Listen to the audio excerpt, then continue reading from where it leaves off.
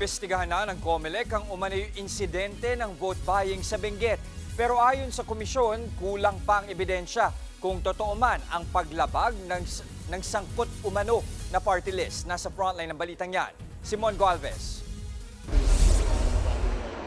Nakukulangan pa raw ang COMELEC sa ebidensya ng umano'y insidente ng vote buying sa Benguet Province. Ito ay kahit pa nag-viral online ng mga larawan na pinamigay umanong membership ID na may tigi 100 piso. Kita rito ang logo at pangalan ng party list group na umano'y namigay niyan. Hindi po mag-stand yun. Wala pong basis, walang kwenta po yun. Sapagkat napakadali maglagay ng isang pinrint na card, lagyan mo ng 300 piso at sabihin mo ito ay sa party list na yan. So unfair naman po doon sa party list na yon.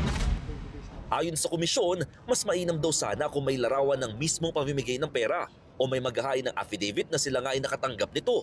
Nauna nang binanggit ng COMELEC na agad na nilang ituturing na vote buying ang mga magreklamo kaugnay nito. Pero paglilinaw ng poll body, Paano kung gawa-gawa lang yon nung mismo mga kalaban niya? Para labang palabasin na kunyari namimili siya ng boto. Sinasabi natin meron kaming presumption.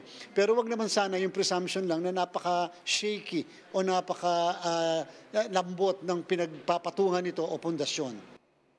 mismong si COMELEC Chairman George Garcia ang pumunta sa Benguet para malaman ang ibang detalye sa umano'y vote buying.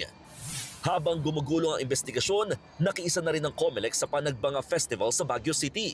Bahagi rin daw ito ng kanilang voter education campaign sa nalalapit na Bilang Pilipino 2025. Binabantayan nila rito kung may mga lalampas sa tamang sukat ng campaign posters sa mga pampublikong lugar.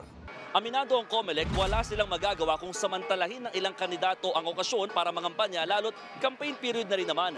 Yan ay kahit nauna nang ipinagbawal ng organizers at ng Baguio City LGU yung mga tinatawag na e-politiko dito sa pagdiriwang. Nagbabalita mula sa frontline, Mon Galvez, News 5.